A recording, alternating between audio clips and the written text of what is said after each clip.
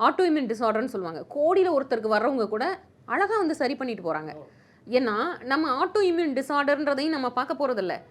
அதில் இருக்கக்கூடிய டயக்னோசிஸ்குள்ளெல்லாம் போய் சிக்கிக்காமல் நம்மளோட முறை டயக்னோசிஸ் எடுத்து பாருங்க என்ன பார்க்குறோம், நாடி பார்க்குறோம். நாடியோட தன்மையில் என்ன மாறுபாடு இருக்கோ அதெல்லாம் சமநிலைப்படுத்துறதுக்கு முயற்சி பண்ணுறோம். சமநிலை ஆகும் பொழுது தன்னை போல் அவங்க பழைய டயக்னோசிஸ் மெத்தட் போய் பார்க்குறாங்க இல்லையா, அதை வந்து போய் பார்க்கும் பொழுது ஆட்டோமியூன் டிஸார்டர் இது லெவல்ஸ் இப்படி இருந்தது, இந்த லெவல்ஸ் இப்படி இருந்தது, 3 மாதத்தில் இந்த லெவல் வந்து நார்மலுக்கு வருது, 6 மாதத்துக்குள்ளே அது கம்ப்ளீட்டாக நார்மல் ஆகுது அப்படின்றாங்க. ஆனால் அந்த லெவல்ஸை பார்த்து நம்ம இது பண்ணுறது கிடையாது. நம்மளுடைய மருத்துவ முறையில் என்ன குறிப்பிடப்பட்டிருக்கோ அதற்குள்ள மருந்துகள் நம்ம அதற்கு அந்த வாதப்பித்த கபம் சொல்லக்கூடிய அந்த 3 முக்கிய விஷயத்தை வந்து கண்ட்ரோலுக்கு கொண்டு வர்றது மூலமாக இதில் நம்மளுக்கு ஒரு பெரிய ஒரு கூடுதல் ப்ளஸ் பாயிண்ட் என்ன இருக்குன்னா, நம்ம கையில் வந்து சித்த முத்திரைகளும் இருக்குது. அப்போது மருந்துகள், முத்திரைகள், அதே நேரத்தில் கழிவு நீக்கம். பேர் தான் கழிவு நீக்கம். ஆனால் அதில் என்ன பண்ணுறோம், கழிவு நீக்கம்னா டீடாக்ஸ், அதை சொல்கிறீங்க?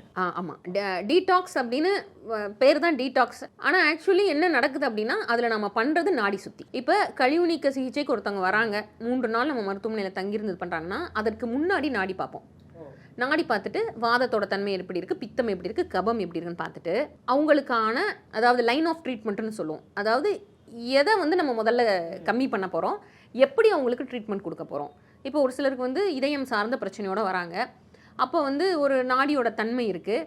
அப்போ அதில் ரொம்ப ஹையாக இருக்கக்கூடிய நாடியோட தன்மை என்ன பண்ணுவோம்னா அப்போதைக்கு ரெடியூஸ் பண்ணிடுவோம். ஏன்னா ஒரு பிரச்சனைக்காக வர்றாங்க, அதை அப்போதைக்கு என்ன பண்ணணும்னா மிதப்படுத்துவதற்காக. அப்போ நாடியில் எது ரொம்ப ஹெவியாக இருக்கோ அதை குறைச்ச உடனே என்ன ஆகும்னா அவங்க செட்டில் ஆயிடுவாங்க. கிட்டத்தட்ட ஒரு 3 நாட்களுக்குள்ள மிகைப்பட்ட அந்த நாடியோட தன்மையை வந்து சமநிலைப்படுத்துறோம். அது எல்லா பிரச்சனையும் 3 நாள்ல அது சமநிலை ஆயிருமா? ஆமா, 3 நாட்கள்ல ஏன் சமநிலை உறுதியா சொல்ல முடியுது அப்படின்னா நாடியை சமநிலைப்படுத்துறோம். அப்படி இருக்கும்போது சமநிலை பட்டு தான் ஆகணும். அது வந்து அந்த நோய்க்கு நீங்க என்ன வேணா பேர் சுட்டிக்கோங்க, அது டயபெட்டிஸா இருக்கலாம், நீரிழிவா இருக்கலாம், எல்லாமே கண்ட்ரோலுக்குள்ள வந்துடும் முதல் 3 நாளைக்குள்ள.